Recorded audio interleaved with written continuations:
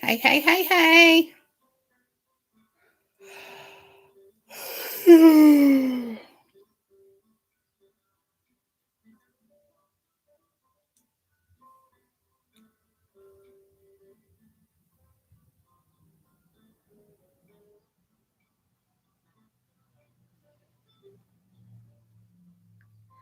Hey, everybody. How's it going?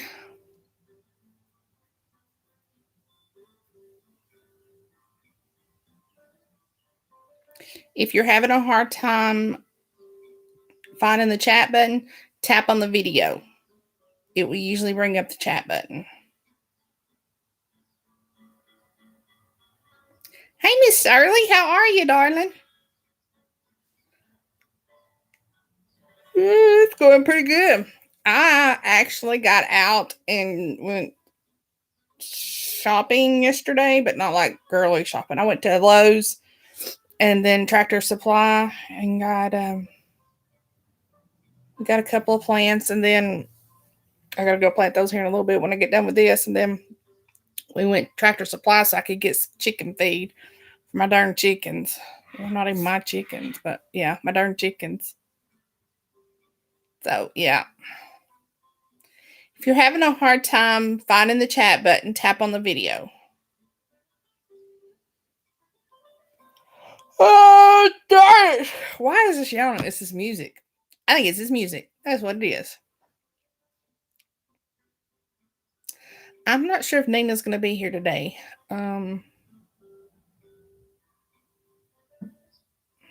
Put this down.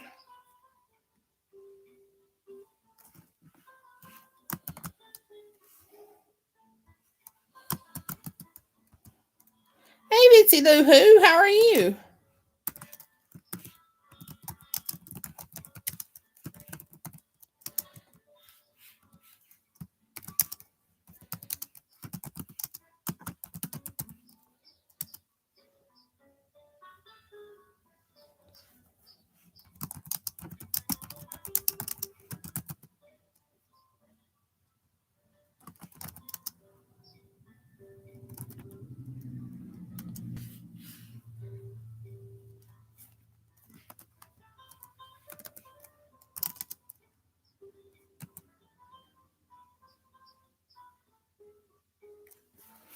Put that in there. Vincy, can you message the author? And oh, thank you. They match my hair. Can you message the author and see if she's having a hard time getting on? Because I've got 5 people on here, and you 2 are the only ones talking. So I have a feeling one of those may be the author.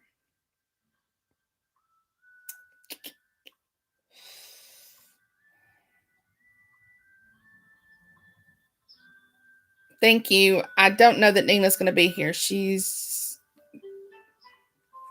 got some Sunday stuff going on. Let me text her right quick.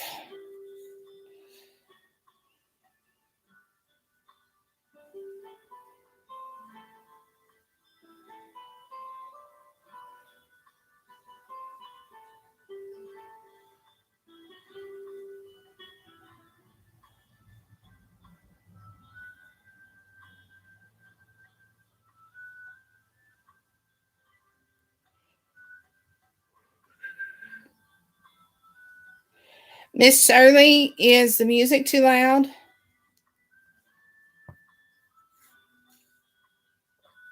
Or not loud enough? Whew. Dang it. As soon as I turn this computer on in front of me, my was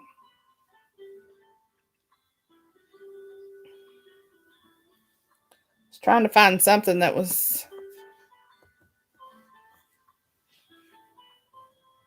kind of recognizable.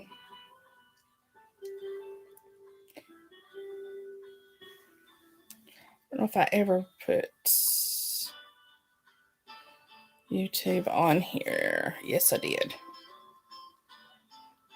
Yep, I did.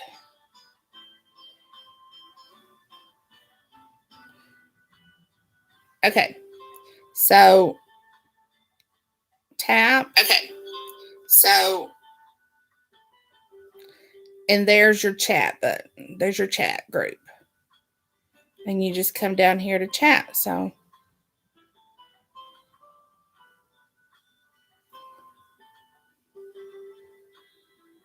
YouTube, skip trial, just tap.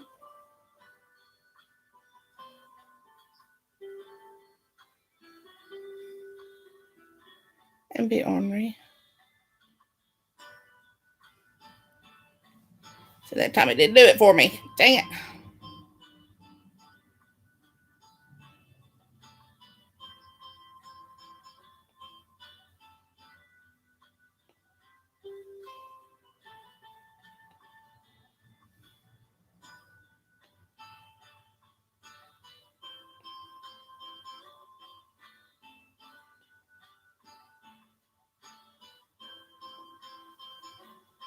So go there. And then there's your chat. There's Miss Anna. Or Anna. Miss Anna, isn't it? Yay! Okay. I was afraid you might be having a hard time. She's here. She's here, Vincey. She got it figured out. Anna like Frozen. I have a hen that I named Anna because I name all my my chickens after Disney characters in Avengers so far, and till I wrote it out anyway. And I have a hen that has a little white feather on her side, on her wing down here, and so I've named her Anna. She just gave me 5 chicks, although Vincey, I think she just gave me 4 roosters and a hen. And if that's the case, Lord help me. Do not worry about the yawning. It happens every time. Yeah, they're cute, except for I have my main rooster, my first rooster. His name's Ronnie, and it has nothing to do with TV, Disney, or anything else. His name's just Ronnie, and Ronnie the rooster, and he has been my king rooster for 2 years. And back the week of Easter, he got knocked down a peg. His little mini me came up and knocked him down off his throne. And then last week, he got his foot hurt in a scuffle. So he's put up in the barn right now. And I really don't want any more roosters right now. I know. I gotta go check on him when I get done here. I'll have to actually put clothes on and go down and check on him. But he that was close. Dang it. I don't know why when I get in front, when I start talking to you guys, I start yawning. I think it's because I feel, no, it's not because I feel like I'm talking to myself. I don't know what it is. Is that music too loud? Yeah, his leg, he can't put weight on it. I mean, he can like hold himself up with it, but then when he goes to like walk, it just buckles on him. So I think it might be in his wrist, elbow, ankle, whatever you call it.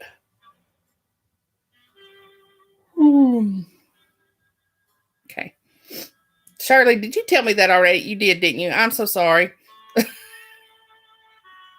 You said it's fine and I missed that in the middle. I'm so sorry. A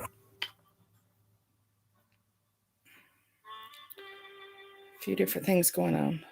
Alrighty. So, what is that?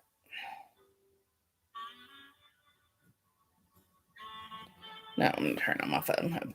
Okay. Are we ready to get started? It's 1:07. So, alrighty. And I'm actually holding this today. I don't know why, but I am. So, this could be fun. All right. Prologue. This is called Max. It's the second book in the Ryan family series. This is Prologue. Hey, Jacob, it's me. I have no idea why I'm texting you. It's been almost 10 years since we've lost you. I just, well, I guess it's because you were a big part of my life when everything was better, simpler, safer. Anyway, I know you can't and never will read this, but I just wanted you to know I miss you. 2 years later. Hey, Jacob, it's me again, Skylar. I had a really rough day today.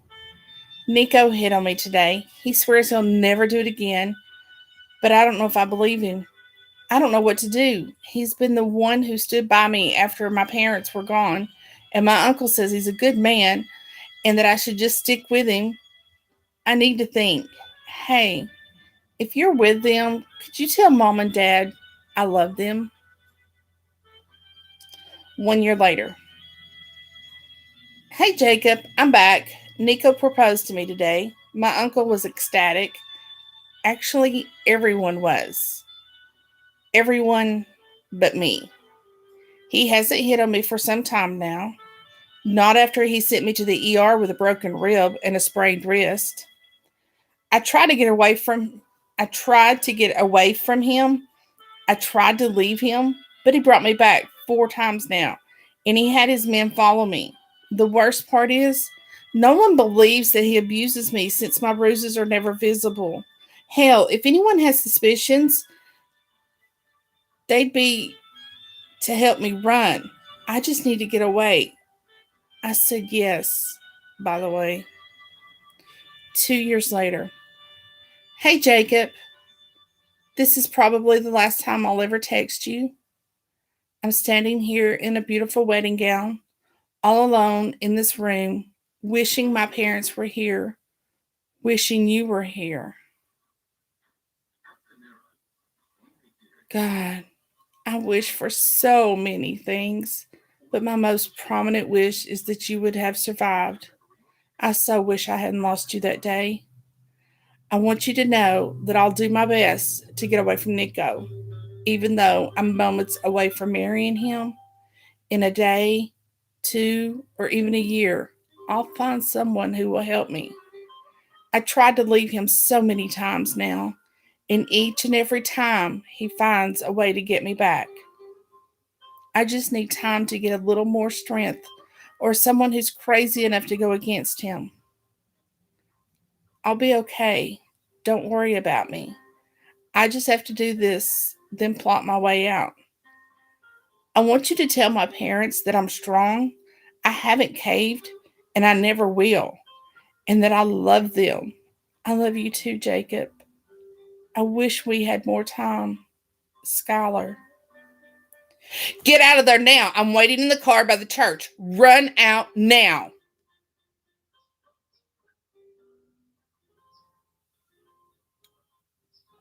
Chapter 1. Skylar. What the hell am I doing here? The question kept running through my mind over and over again as I tried to read the message that popped up on my phone for the 10th time. This can't be happening, I muttered to myself as I tapped the screen on my phone to engage it and reread the message again. Get out of there now.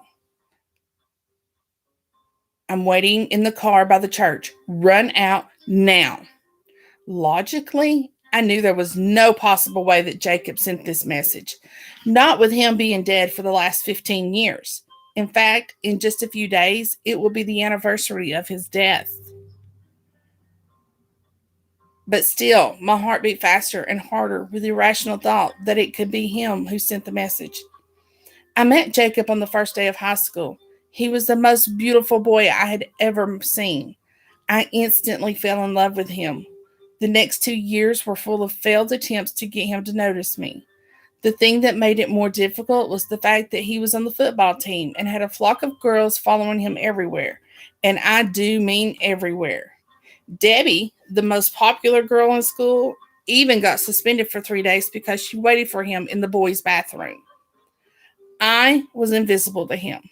All the smiles and the shy hellos that I threw his way, and then power walking down the hallway in an attempt to get the hell out of there in a flash appeared to go right over his head. Hello, Maria. Then one day he came and sat next to me on the bleachers.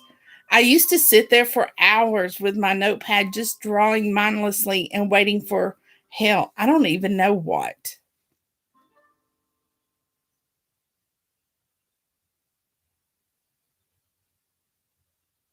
Hold on, I'm trying to see. Okay. What are you doing here? What are you doing over here? The winded way he asked the question made me almost fall over onto my back. Who? Stupidly, I turned around looking if there was someone else he was talking to. You, Sky, he said through a crooked smile. I was so fascinated with the droplet of sweat gliding down his forehead to his nose. I was unable to say a word. I could feel a blush creeping in its way up into my neck. My voice went somewhere and abandoned me, so I just shrugged my shoulders and indicated with my head to the notepad that was on my legs. Pencil at the ready. Yeah, I know, real cool. Jacob didn't mock me, didn't say anything really, just glanced at the sketch I was working on, smiled hugely, and butt my shoulder with his. And that was it. From that day on, he always came to sit with me and soon after asked me out for the first time. To say I was ecstatic was an understatement. I babbled all the way home about it, repeating what was said and what he did to Kiki, my cousin, who for some reason didn't share my happiness or my giddiness. We were dating for a year when the shitstorm I called my life struck.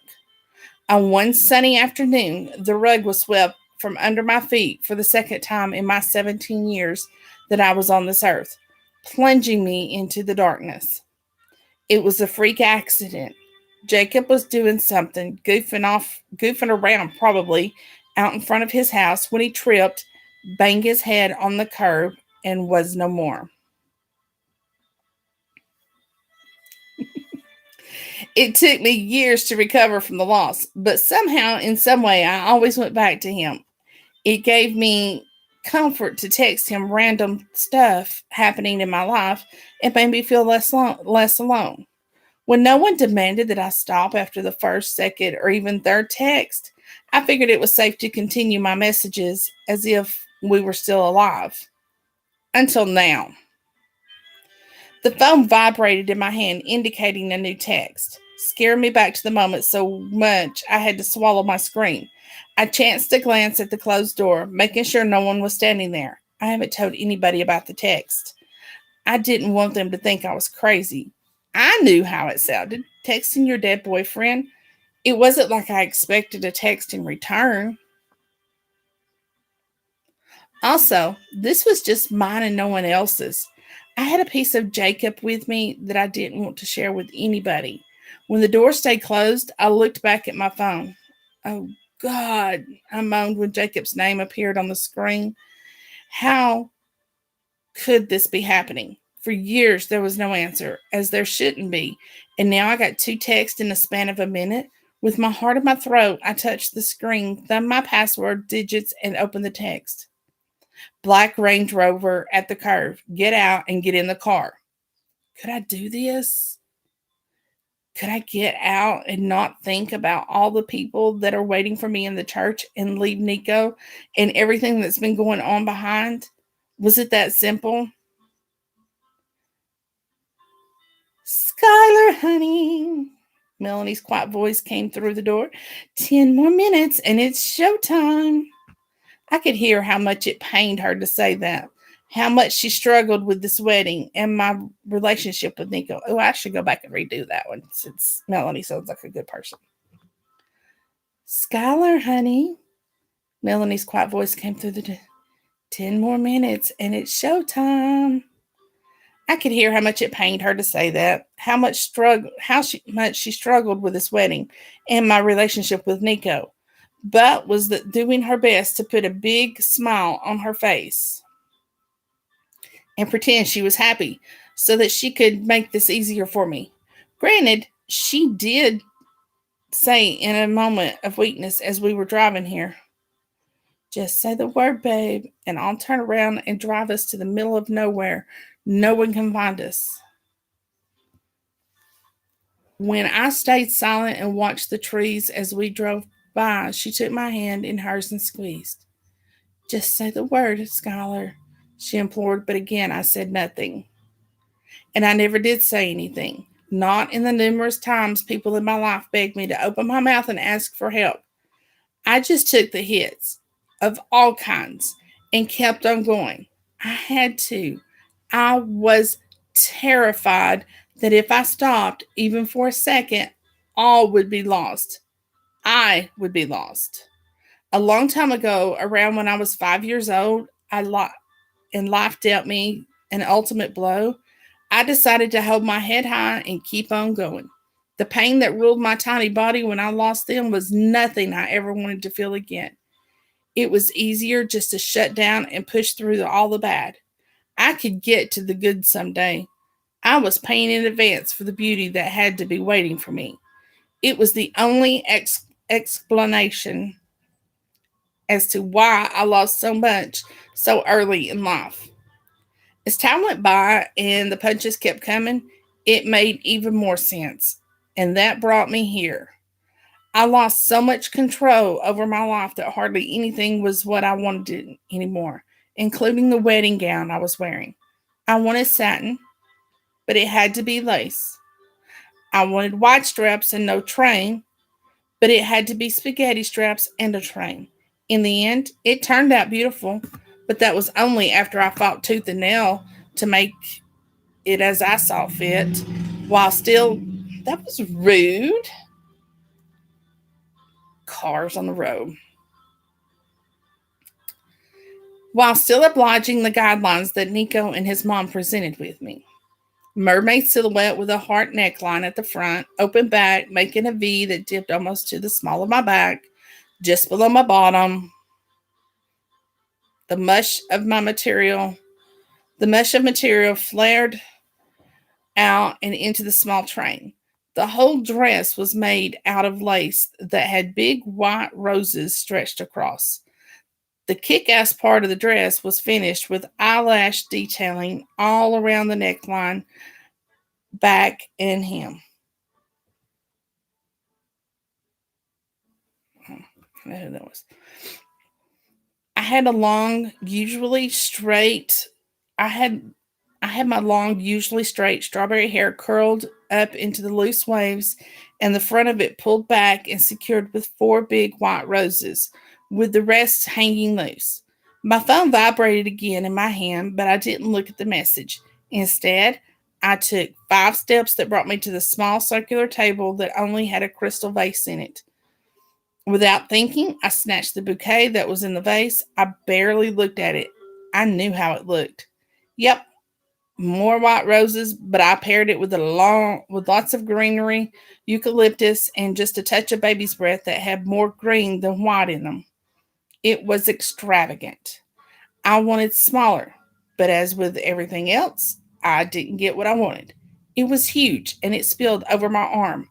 I turned and not looking anywhere but in front of me, not thinking about anything but my next step, I came to the doors, pulled them open, and marched through. When she saw me, Melanie couldn't quite hide the look of disappointment, a look that was quickly replaced by the one of awe. Babe, you look. Her eyes took a second and a half to wash over me before she breathed. Exquisite. I didn't say anything. I was still only thinking about my next step. I reached out with my hand, grabbed hers, and quickly squeezed before I carried on. That's what I did. I carried on. Okay, we have a few more minutes before you have to go inside. So I won't. I didn't hear what else she said. She stopped talking abruptly. I knew why. I turned left instead of right and got to another door. I put my hand on the door handle and stopped. Could I actually do this? Could I, for once, not just carry on, but do what is right? Do what I want? what everything inside me was screaming for almost 5 years I should do. Go! I looked at my best friend. She had tears in her eyes and her hands were clasped in front of her mouth. Go, she repeated. I gave her a small smile, the only thing I was capable of at that moment, turned and walked through the door into the sunshine. There are so many country songs right now that I am hearing in my head as I'm reading this. It's not even funny. The most recent one that I'm thinking of is Miranda Lambert and Carrie Underwood. The moment the door closed behind me, I bent, took hold of the short train, and started power walking. If I could, I would run, but I had high heels, and it wouldn't look classy if someone saw a bride running from the church.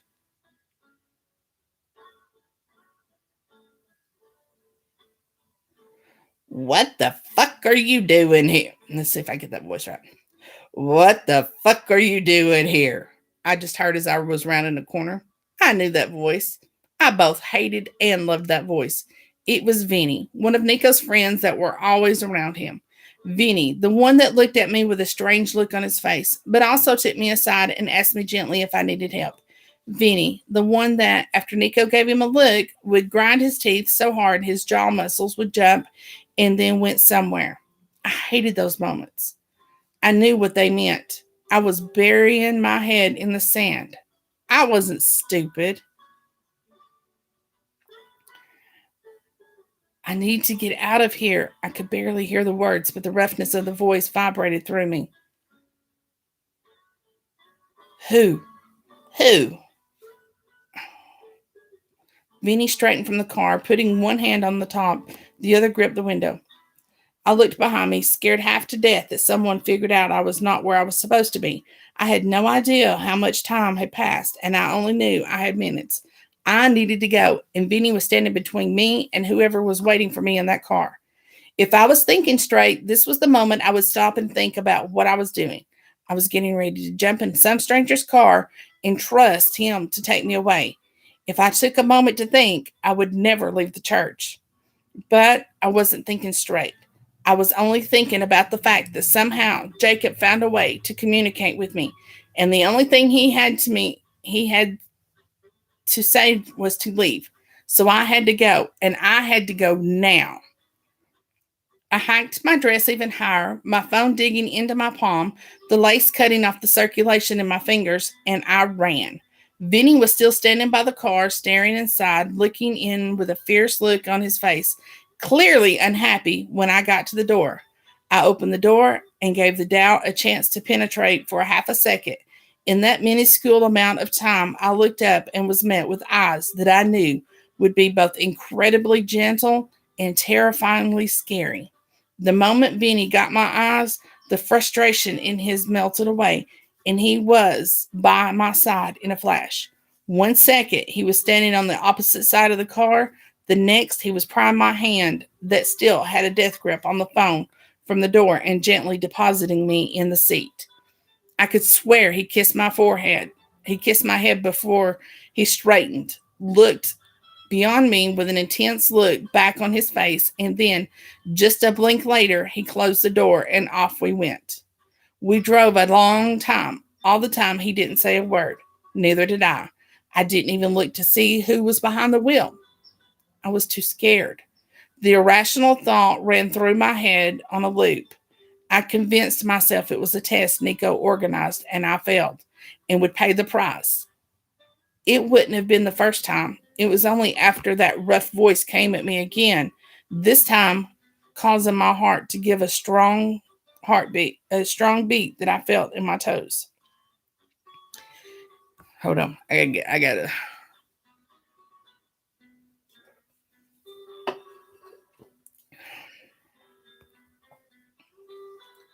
You can relax.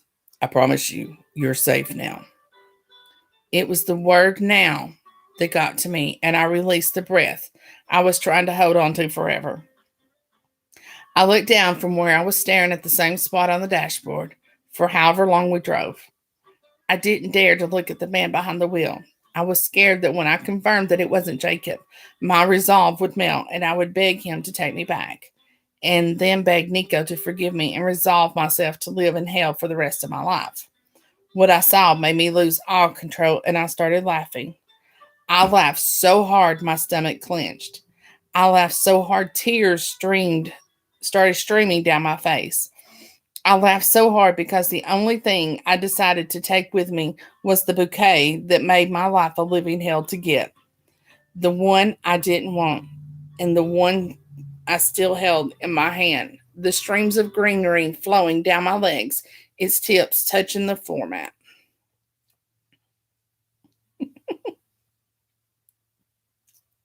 Chapter 2, Scholar. I was sitting on Melanie's couch in Melanie's living room, that was, of course, in Melanie's house. I was out of my wedding dress, still wearing Max's big black t shirt and his gray sweatpants. I found out his name after he brought me to his home. He barely even looked at me as he thrust the clothes in my hands and then turned around and left the room without a word. Half an hour later, Melanie came to Max's and took me to her home.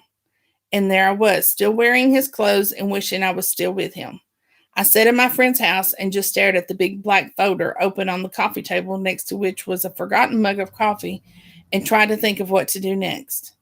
I was both excited and terrified of the possibility of what was in the folder becoming true. They were the sketches I made over the years of how I would design my home. But when I showed them to Nico, he nixed the idea, claiming it was too girly and it hadn't anything that interested him. If I didn't see any other signs that we were not a good match, that should have been one that should have been the one that opened my eyes. I dreamed my life my I dreamed my whole life how my home would look and ended up building a career out of that dream. A fact he knew about as I told him the same. A fact he ignored, as he did with everything that had something to do with me. Sounds like my ex husband. Nico had a vision of how his life would look. That vision included me only as a breathing mannequin.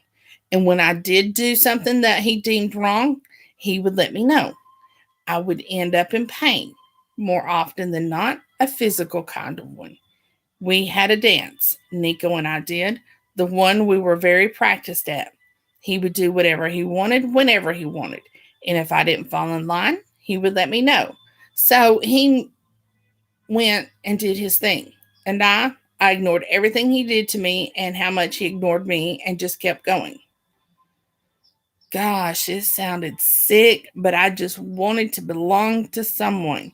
And I was desperate to call someone mine that I settled for a man who not only basically ignored my existence, but when he was aware I existed, he took his fist to me. When I told Melanie that I would throw the folders away, saying goodbye to my dreams, she took it away. The folder was waiting for me on the coffee table when she got us here. I knew what it was at first glance. I didn't want to open it. I knew I had to just keep going. But in all that keeping going stuff, I never got what I wanted, and I didn't even know how to reach for it anymore. It all started when I was 5 years old. You wouldn't think it possible that someone's life would turn so much at such a young age, but I'm living proof of that. I don't remember much of the time. I only have two other memories from that period, and they're blurry ones. One thing, though, followed me everywhere. I don't remember what I was doing that day. What cemented its place in my brain was my aunt crying uncontrollably and my uncle's distraught face. I remember thinking the team he cheered for must have lost the game, and he was really, really sad about it. That was until he reached for me and gently placed me to sit by him. I looked at Kiki, my cousin, who was their daughter, with whom I was playing until 5 minutes earlier, when the scream pierced the air and they called for us, and she was confused too. He never reached for me if she was close by. She was his girl. Skylar, honey. Skylar, honey. He stopped talking, and I watched as his throat convulsed a few times before he muttered, Christ. Where's Mommy? I asked my question and my question was met with another well from my aunt. It was at that moment that I remember fear flashing through my small belly, making it hurt. Your mommy is. He stopped and looked at my aunt, so I looked too, but she shook her head and he carried on. She's not coming home, honey. Why? The confusion trumped the fear. She wouldn't go somewhere without taking me with her. She can't, baby, but don't you worry. You'll come home with us. We'll take care of you. I know I kept asking questions after. I also know he answered all of them as he did over and over for years. But I don't know what else he said. It was a few years after I could understand and somewhat accept the fact that my parents were killed in a car accident. He kept good on his promise. I went to live with them and they did take care of me, but they weren't mine. I was just someone who had to come live with them because I was all alone. They did their best for me not to feel like that. I just couldn't stop. I was missing an integral part of me, and no matter what, it couldn't be found again. After I graduated college and Kiki settled in her job enough for her to move out of their house and into her own apartment, they packed up and went to live in Florida. They still call every week and once a year come to Denver to visit. I still have I still have to do the same. In the years I spent with them, Kiki was my best friend. That was until Jacob came by. She was always looking after me. She always preferred the boys' company more than the girls, was first to jump in any trouble she could find, dragging me along with her. She was also the one who would pull me out of any trouble I found myself in. I would love to say that I was a good, quiet, and respectful child that expressed gratitude to my aunt and uncle anytime I could, but right until a few months before I met Jacob, I was the opposite. Then puberty hit both of us. And while I was pulling into myself more and more, seeking solace in my sketches and comfort in imagining what my future home would look like, Kiki went whole hog. She was even more outgoing, seeking more of the boys' company, and demanded all of their attention. She was by then the number one troublemaker in our group and was also almost always in some kind of trouble. But she still did have my back. Then Jacob came along. And that changed. She took it upon herself to remind me I have to lose weight, loved to instruct me how I should wear my hair, and had a comment that mostly slashed me always at the ready. Her parents tried to put a stop to that behavior, but anytime they did, she became worse. The fact that they compared us in almost everything didn't help either. Our friendship was hanging on its final threads at that point, and then Melanie came along. Melanie and I became best friends almost immediately. We were close and we stayed close to this day. We had the same taste in music, which meant loud and whatever suited us the minute we played it. The same taste in boys. She admitted that she liked Jacob the moment she saw him, but after finding out we were together, she didn't try even a second glance. We became her friend, and that's it. He became her friend, and that was it.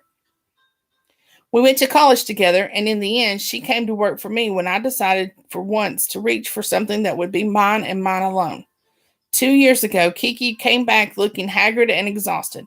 Her parents had enough of her, always asking for money. Her boss had enough of her coming to work late and hungover. And her landlord had enough of her not paying her rent. She was alone, broke, and homeless.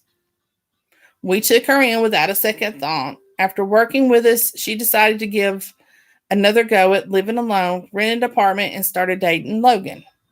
It wasn't long before Logan figured out how Kiki operates, so he cut her loose, but she still came to work every day, even if she was late and more than not hungover. I knew I shouldn't enable her behavior, but then Melanie lost an understanding. By then, Melanie lost any understanding of patience she had for Kiki, but I couldn't turn my back on her. She was my cousin, once she was my best friend, and no matter what, she always had my back. I met Nico 5 years ago when he came to my office with his friend who wanted me to design his new house. I ignored Nico the entire time. He did his best to get my attention, but I prided myself with my professionalism and was in full on work mode. Not to mention, I wasn't interested in dating Nico or anyone else. I was content with my life as it was, living with Melanie, occasionally letting her convince me to go out and having weekly dinner, get out and see my aunt and uncle when they came for a visit. She was also planning an intervention for Kiki, who became more and more skinny and twitchy by the day. It was a concern, but not one I was confident I should move on. That was it. That was all I wanted out of my life by that point. That, and I secretly started designing my dream home for which I was saving every penny I could.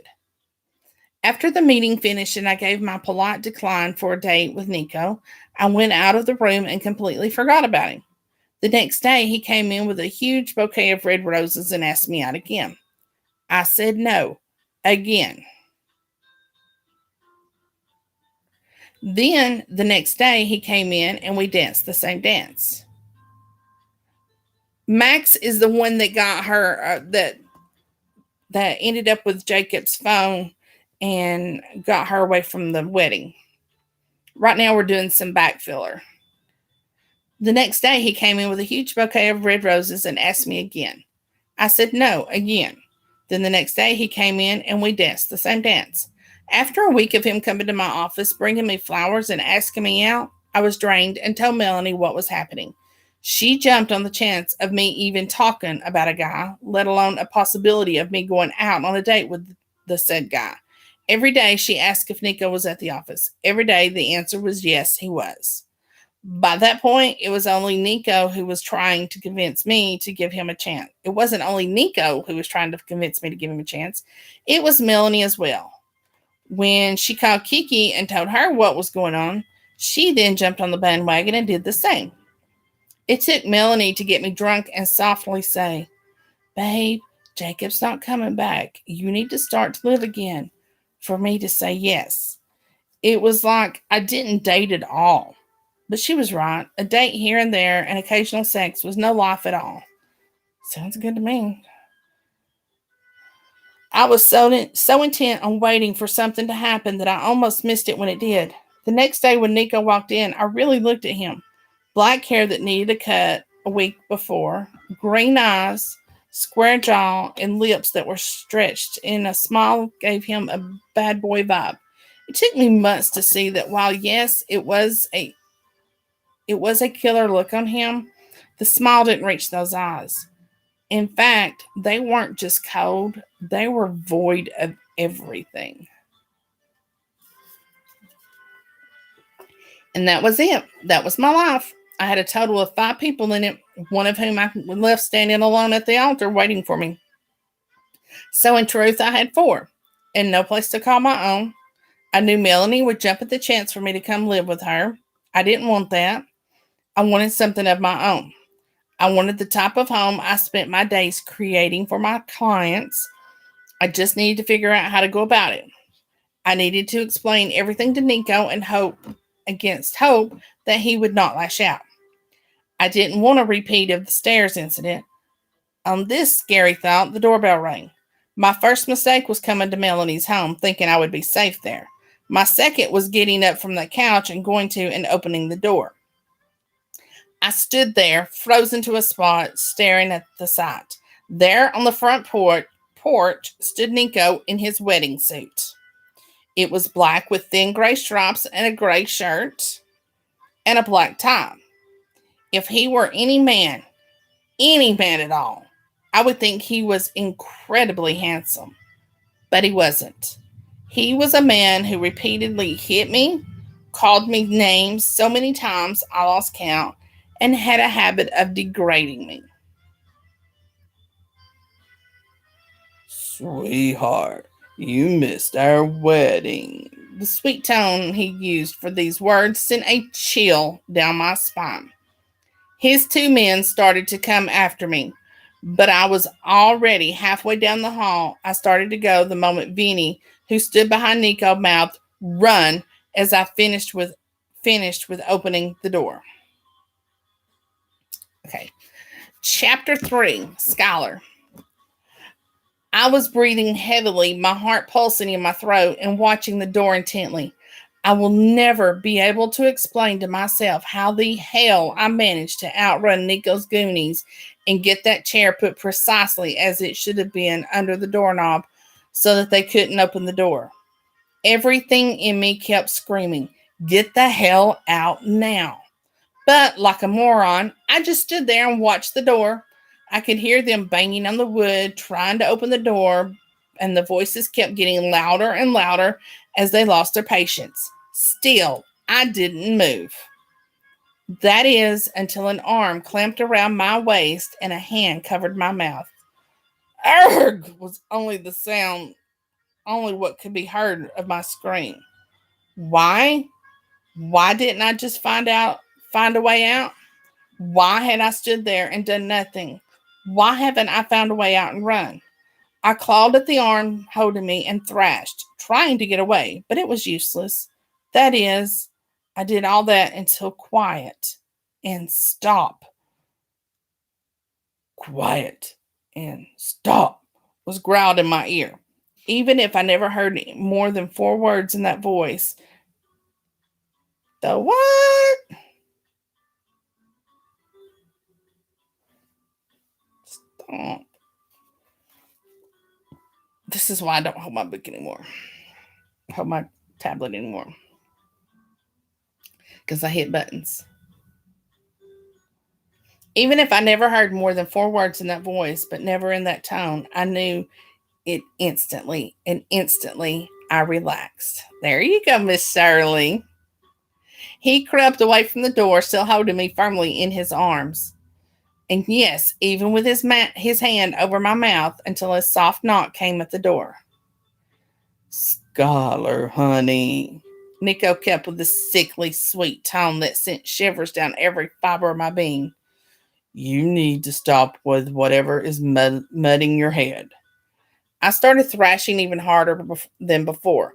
I knew that tone. I knew what came after that tone, and I was prepared to do anything to never get to experience that pain that followed. "It's normal. The wedding jitters, that is. That's all it is." The knock came again. "Open this door and stop with this nonsense. Come on, sweetheart. Let's get married." I could feel my eyes well with tears. My breath became shallow, and the burning sensation in my throat was insufferable. I tried my best to stop the tears. I tried my best not to give in to the overwhelming fear that gripped me.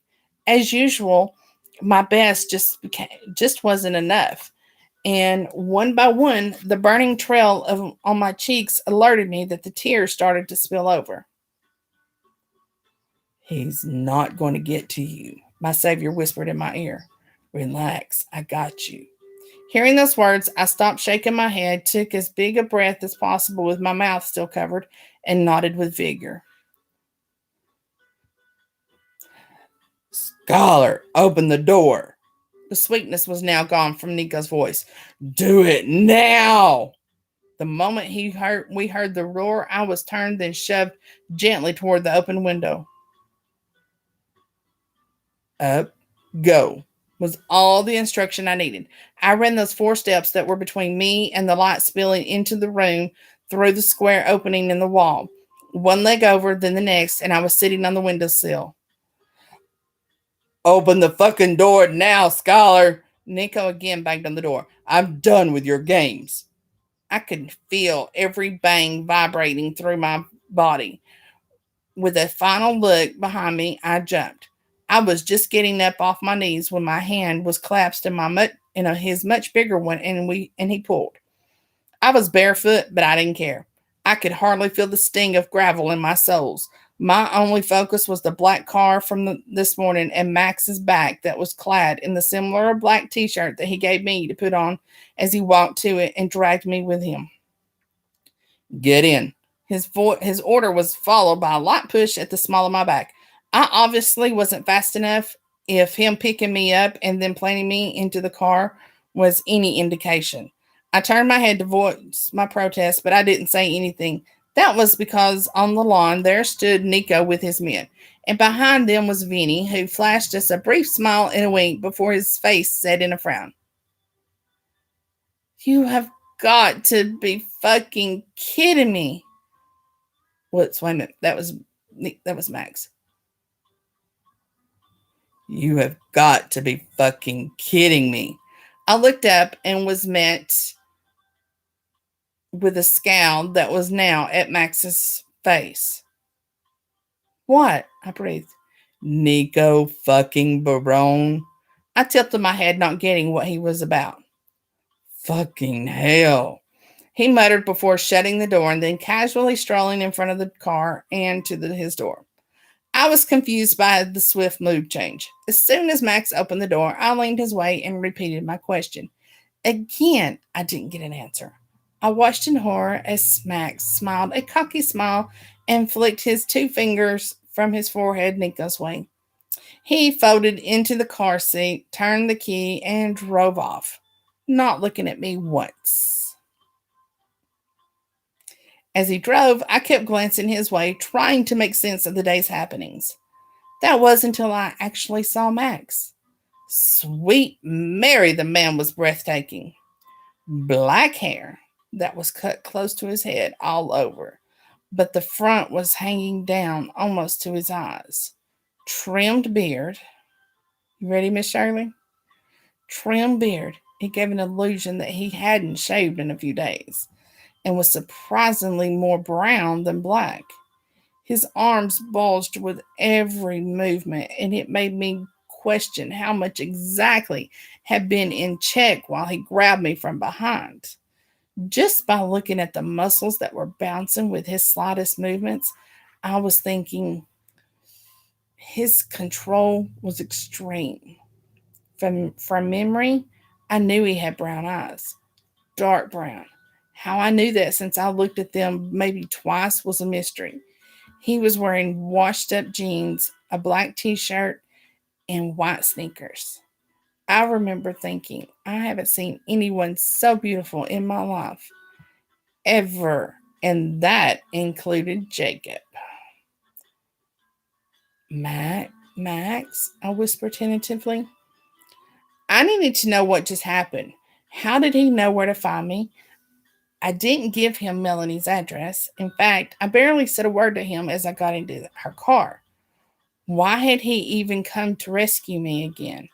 And how the hell had he got hold of Jacob's old number? When he first came to me to help get away from Nico, let me try that again. When he first came to help get away from Nico, my mind was in such a whirlwind that I just did what he said. I hadn't stopped to question anything. I was sure somehow Jacob sent me this strong man, and I went along with it. But now, after seeing how he did his farewell to Nico, like he managed to steal something from him, the questions started to flow in. I needed to know. Don't. That was all he said. Seriously? Don't? I didn't think so.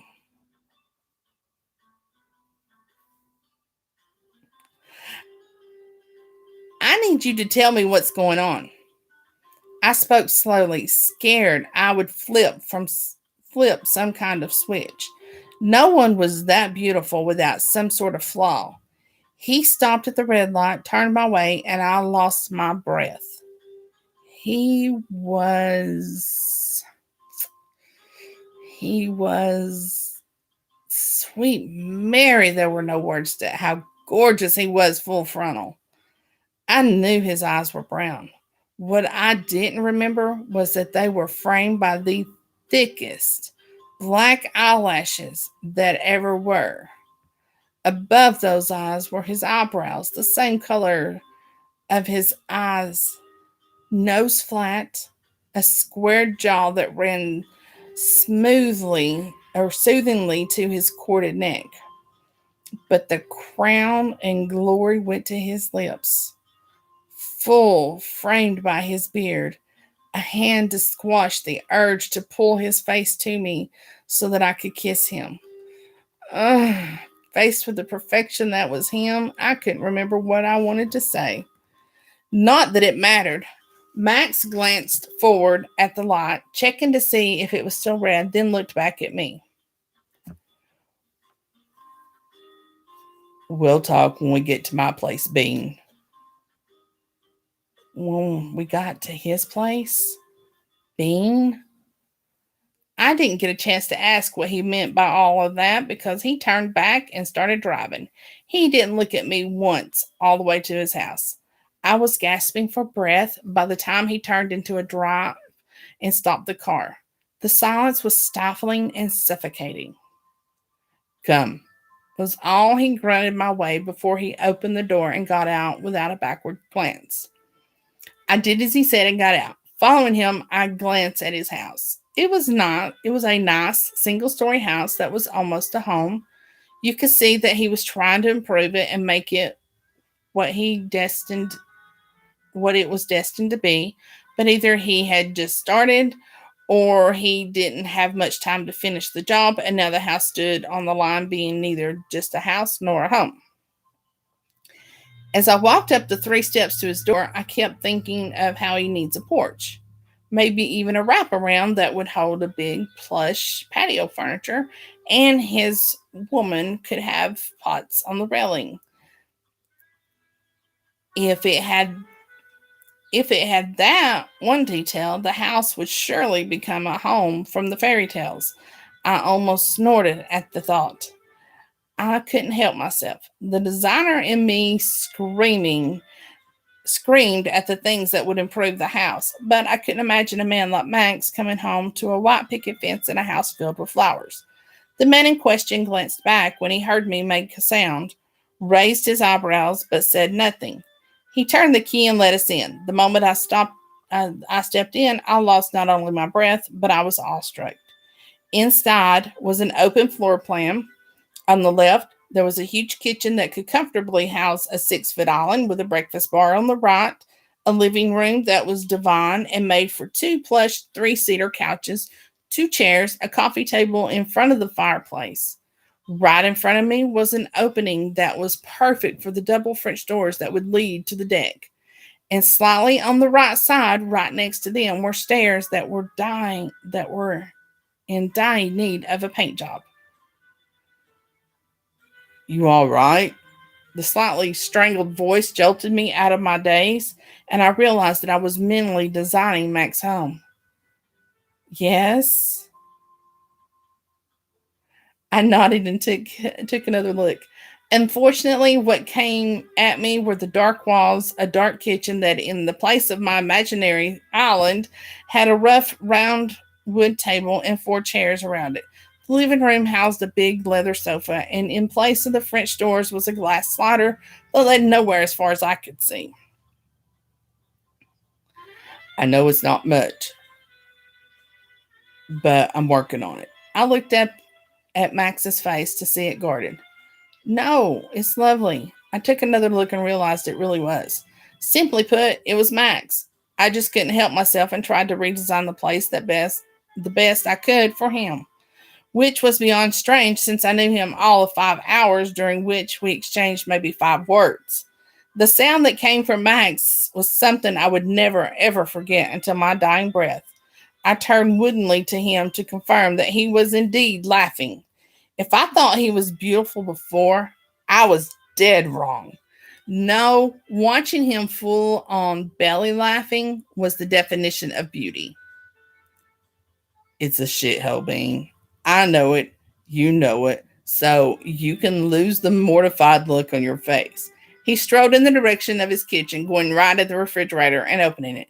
I got the house a few months ago, just started working on it. It's going to take time to get it done.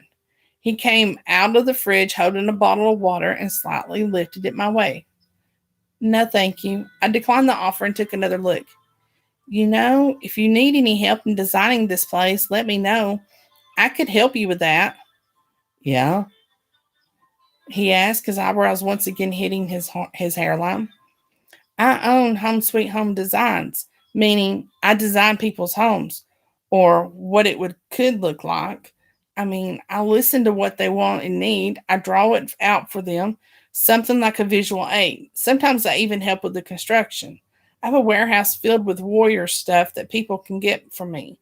Not that it's obligatory.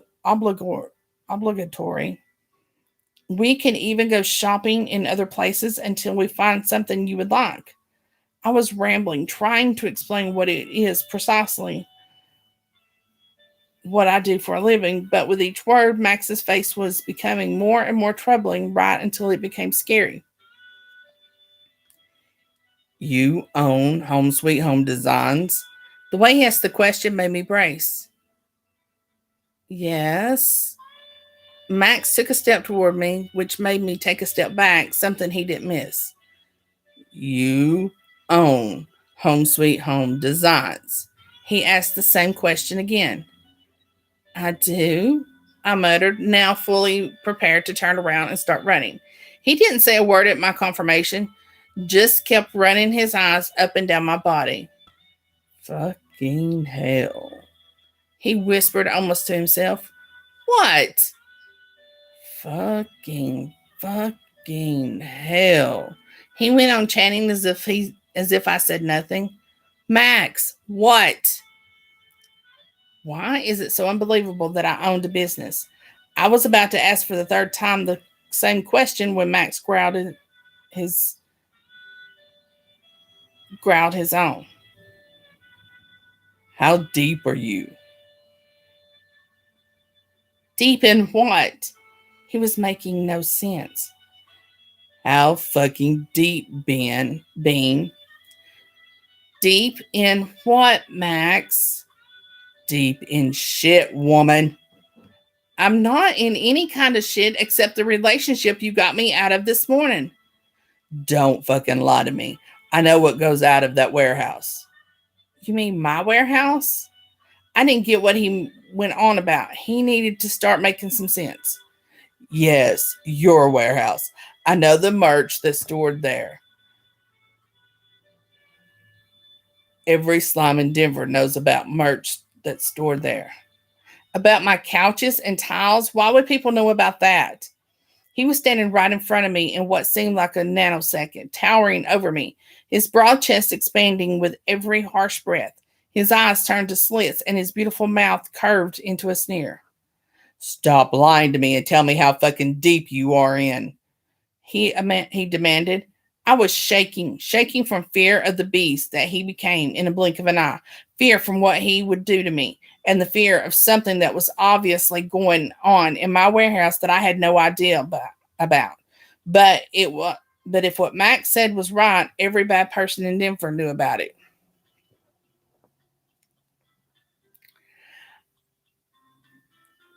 I have no idea what you want me to tell you, Max. I store things I find on flea markets or tiles that are going out of production on or couches I find on sale but are interesting. Sure, I have some pots and frames that are made exclusively for my company, something like my signature thing, but that's it. I told him softly. I was afraid the high volume might spur him into action and I would bear the brunt of it. Oh, and sometimes I buy the construction material that's left over so I can resell it for a lower price to my next clients, so that they could save some money. So you're telling me you have no idea about the shady stuff or the high priced merchandise that's coming out of that warehouse? He demanded. I don't know what you're talking about, I stressed the fact. I'm talking about drugs, Bean. Drugs and weapons. He tilted his head and a cold smile spread across his face. And if the night's good, there's the occasion that flesh will walk out of that door. Flesh? Yeah, mainly female flesh. When the information swirled in my brain and the fact that someone was dealing drugs, guns, and on occasion humans out of my storage, I gasped for breath, but it was too late. All the lights went out and everything was black. Ta-da! Miss Shirley, go buy the book. Because you're gonna want to know about Max. Because I'm done.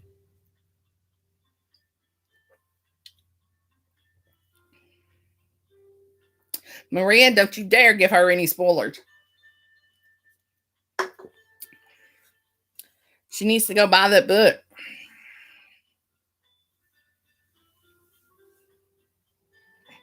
Um,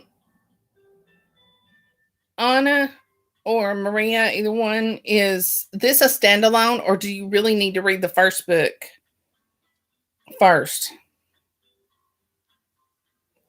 Thank you, Miss Anna. My voice is kind of scraggly today. I don't know what's going on. It's kind of crazy.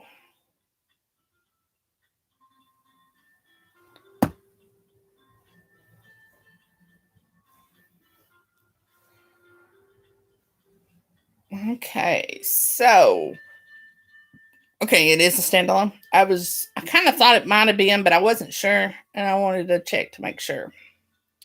All righty, now then. So you guys can go on Amazon, and I'm assuming other Barnes and Noble, Kobe, and whatever other platforms, and get the book. It's $3.99. So make sure you go get it now, because I got my copy.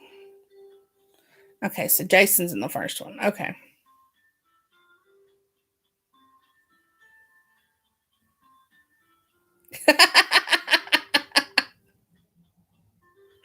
Oh my gosh. Did you tell him this was your book? That's hilarious. Okay. That is funny. Alrighty. So April 21st, Wednesday, I got Kira Adams, and it is Live to Love. And then Thursday is Quinn Ryder's Sinful Valentine. So that is hilarious. Yeah, a lot of readers, or man, I'm sorry, a lot of authors don't, their spouses don't read their books. I find more that, well, it depends on the genre too, but I find more that the wives tend to read the husband's books more so than the husbands read the wives' books. But the genre has a lot to do with it. I would expect they would at least read half a book just to say, okay, so this is what it's all about. Not my style. Thank you. Goodbye. You know, I mean, or not goodbye, but good luck.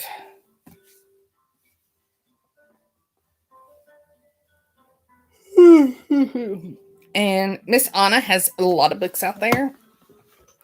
So, or several books out there. So go check her out and see what you can find and get them going. All right, ladies. If the weather is good enough, go outside, and I'm getting ready to go take my tablet out and go sit on the porch.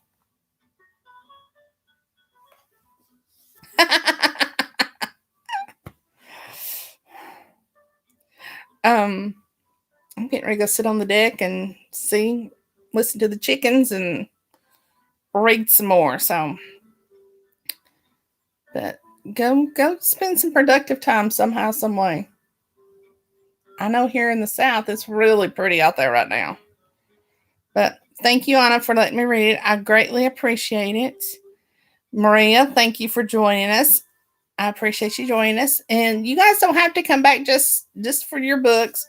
You can come back and join us for all these other books too. So, all righty. Everybody have a great day and happy reading.